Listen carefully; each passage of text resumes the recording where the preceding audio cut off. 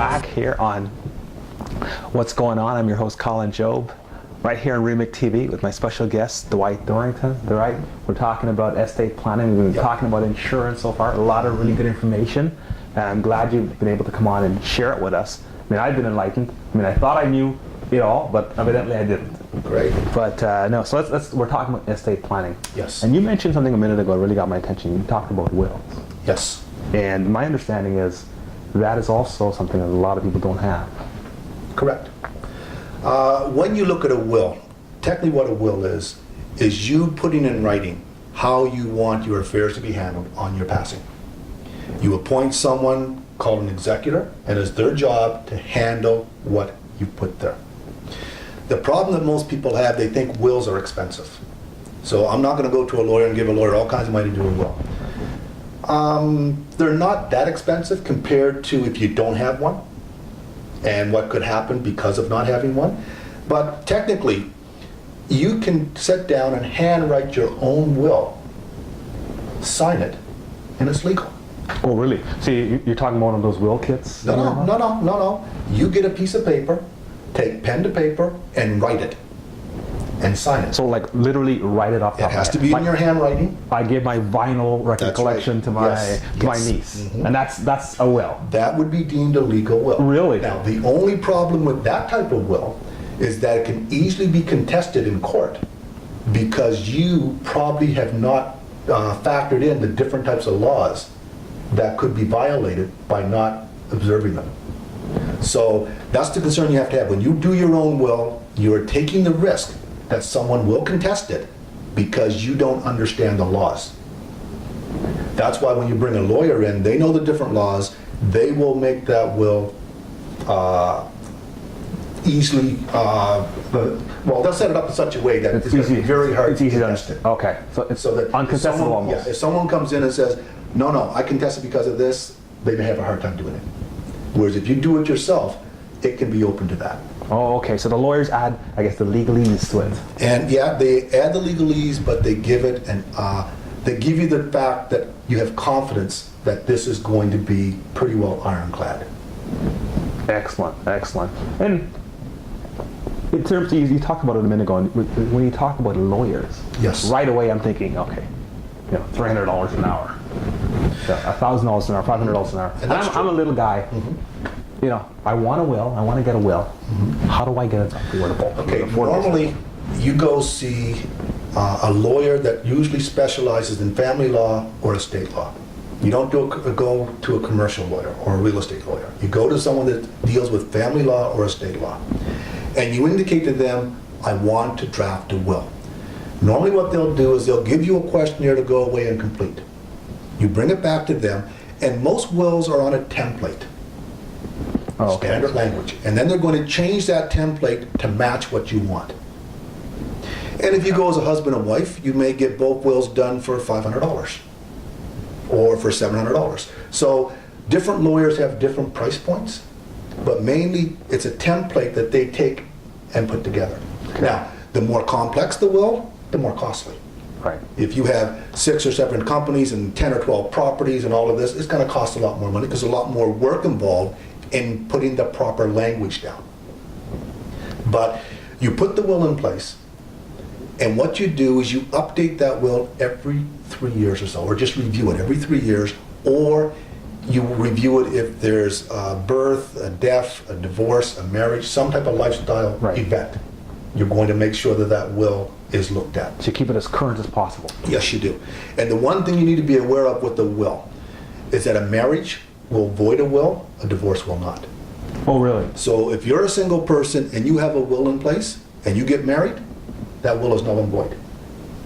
Whereas if you're a married person, you divorce your spouse, that will still stays there unless you make changes to it. Wow. Most people don't know that. That's an excellent point. I should think it should be in reverse.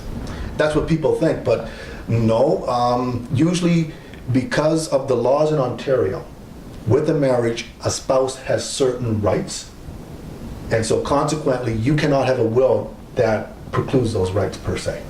So that's why a will now has to be put in place with respects to that new person in your life because of that marriage. Wow. So upon divorce, the smart thing to do would be to Smart. review the will And make changes and as alter it necessary. if necessary. Yes. Because other than that, it's going to stay. Now, if you are get divorced Right. and you get remarried, then you want to sit down and redo everything over to make sure everything is properly taken care of. Right, right. Because if not, you're actually it's to the benefit of the previous spouse. That's right. Okay, So- okay. So something that people definitely want to look at. Yeah. Wow, it's interesting. Interesting. And so I guess it's been really interesting as we look at things from both angles.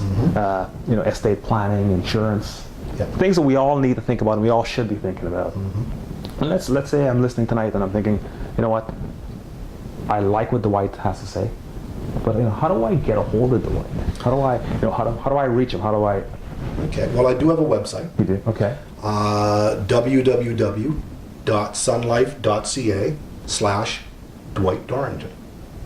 Okay, that's simple enough. And so therefore, people go and, or just go and Google and put Dwight Dorrington in, and it's going to come up. Great. And you go to my website, and it gives an idea of the different things that I do for families in terms of the type of advice I give. So therefore, it gives a blurb about the things that I'll be able to do for you. And then you can give me a call, because my phone number and everything is there, or you can send me an email, and I'd be more than happy to sit down and determine if there is a need for you to make changes to what you currently have. Great, great. And I know we talking about dealing with people. Yes. Is there a type of person that you're unable to work with? I suppose the type of person I'm unable to work with is someone that doesn't want to hear what I have to say. There are some people out there that think insurance is bad. That insurance companies are there to rip you off. That they're never going to pay my claim. And so if people have this mindset, I can't help them. Is that mindset common? I wouldn't say it's common, but I have run into it. Really? But mainly it's cultural. It depends on where people, now we live in a huge multicultural nation here. Absolutely. There are certain cultures that don't believe in insurance. They believe if something happens to me, my family will take care of, or my extended family will take care of my family. Wow, And that's how their culture is, so therefore there's no need to buy insurance. that's interesting. But to me, that would put a strain on everybody else. Oh yeah, but that's just how they do things.